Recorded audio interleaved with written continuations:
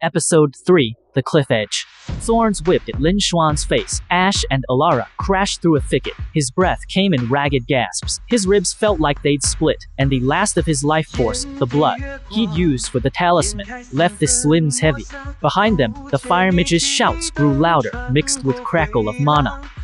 Left, Alara yelled, yanking him toward a gully. She slammed her staff into the dirt, and suddenly, vines burst from the ground, thick, thorny, coiling across the gully's mouth. That'll slow them, but not for long. Mana vines only last a minute if I don't feed EN. Lin Xuan stumbled to a stop, leaning against the tree.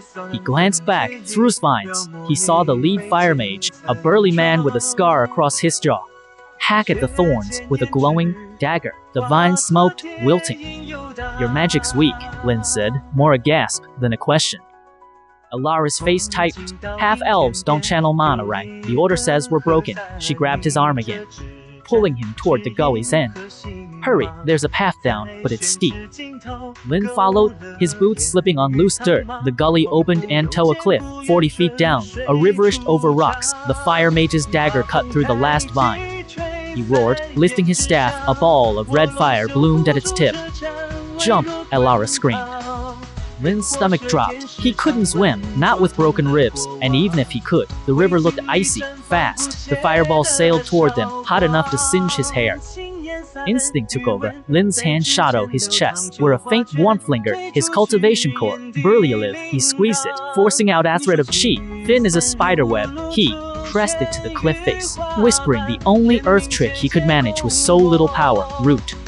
A narrow ledge, no wider than his palm, burst from the rock, right below their feet. Alara's eyes went wide. How? The fireball hit the cliff above them, sending rocks showering down. Ling rubbed Alara's wrist, yanking her onto the ledge. They pressed flat against the rock, rocks bouncing off their shoulders. Above, the fire mage leaned over the cliff, growling. Where did you go? He shouted.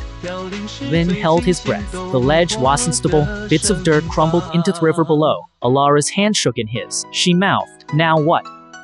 Lin glanced down. The river's current churned. Then he heard it. A low, guttural rumble coming from the shadow sat, the cliff's base. Something bagwass moving in the trees there. Alara heard it too. Her face paled. Wolves, she whispered. More than one. Above, the fire mage's boot scraped on the dirt. He was coming down the path.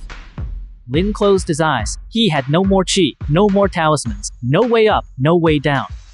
And the wolves' rumble grew louder.